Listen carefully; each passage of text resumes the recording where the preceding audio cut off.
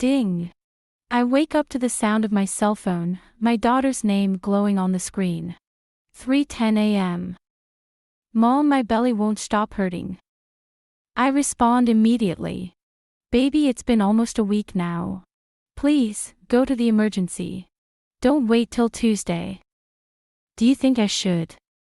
Yes, this has been going on for too long. And it's a long weekend. Just go, okay? I try to call her, but she doesn't answer, texting instead. Still in dorm, can't talk. Okay, just get an Uber and go to the hospital, don't worry about insurance, it's covered. I didn't know if that was true, of course, but didn't need her to know that. My daughter Melanie had left home and moved to a big city 5 hours away from our small hometown last fall, for school. We have no friends or family in that city and I was very reluctant for her to move, but she insisted, probably for that very reason. It's the first time she's been away from home. Typical for many single parents, I am perhaps overprotective of her and her younger brother, Ben, trying to make up for the other parent's lack of enthusiasm for parenting duties, and she never had to deal with any hardship or illnesses by herself before. But my insistence for her to go to the emergency wasn't about being overprotective.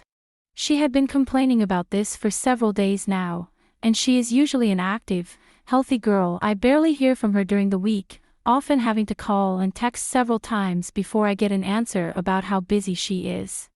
With this level of repeated texting, I knew something was going on. I wait in the dark. 3:35 a.m. Mom just got to the hospital. Rue, sure it's open, no one here. Okay, find emergency, it has to be open. Ugh, this place is so creepy. It's just a hospital, baby, did you find the reception for emergency? 4:05. Mom, I swear I've been walking around these corridors for hours, there's no one here and my belly hurts. I'm gonna go back to the dorm and try to get some sleep. I tried calling but she wouldn't answer. Baby. Answer your phone, please find the emergency. Then her response flashed on my cell phone. No one here except dead PPL.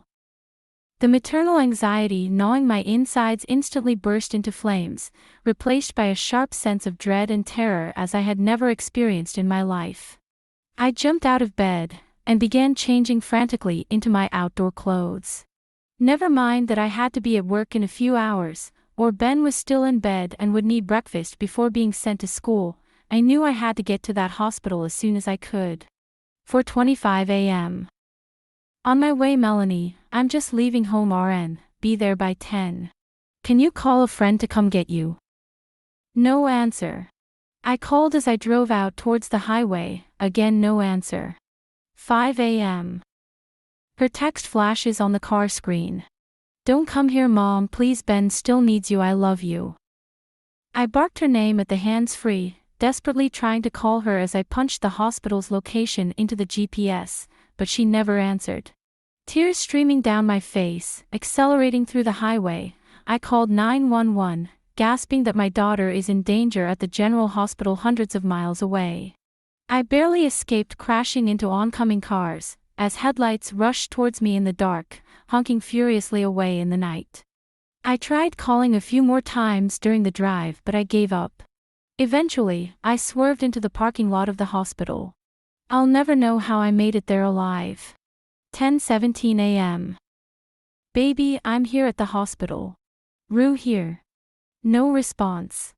The hospital looks normal under the morning sun, with a steady stream of visitors and patients flowing in and out, ambulances dotted here and there. I think about trying to go in and see if they have a record of her, but realize it would be probably pointless as they wouldn't share anything with me. Some instinct tells me to leave the hospital and go to her dorm.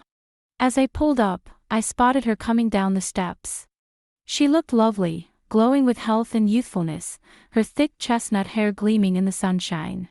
I cried out, leaped out of the car, and rushed towards her, hugging her so hard I fear her bones will break. Mom, what the hell? What are you doing here? She pulled away, surprise and confusion filling her dark eyes, completely eclipsing any pleasure she may have had on seeing me. Your stomach ache, I thought you were at the hospital, I babbled, my confusion also growing. What? That was just my pre-period cramps. Jesus Christ, I'm sorry, I didn't mean to get you to drive here. I got my period last night. Why on earth would you think I'm at the hospital? The dark confusion grew. I explained about the texts, pulling out my phone to show her, but there is nothing there. I tried to remember if I deleted her texts but can't. I don't want to ask her to show her texts to me, and she doesn't offer to. The world crashed down around me. Confusion gave way to suspicion in Melanie's vibrant face. I have class, Mom, I got to go. I don't know what the texts were.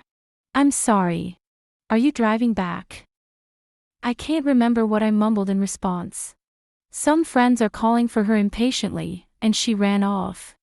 I am sitting alone in a motel room in the city. The nice police officer just left me, saying he won't be pressing charges for wasting police resources this time. I sit at my laptop, typing this out, hoping the writing exercise will give me clarity on what the hell happened. I can't fall asleep. I lie back, staring at the ceiling. Soon I realize I am just waiting. Ding. 3:21 a.m. Mom, my stomach is hurting so much. What should I do?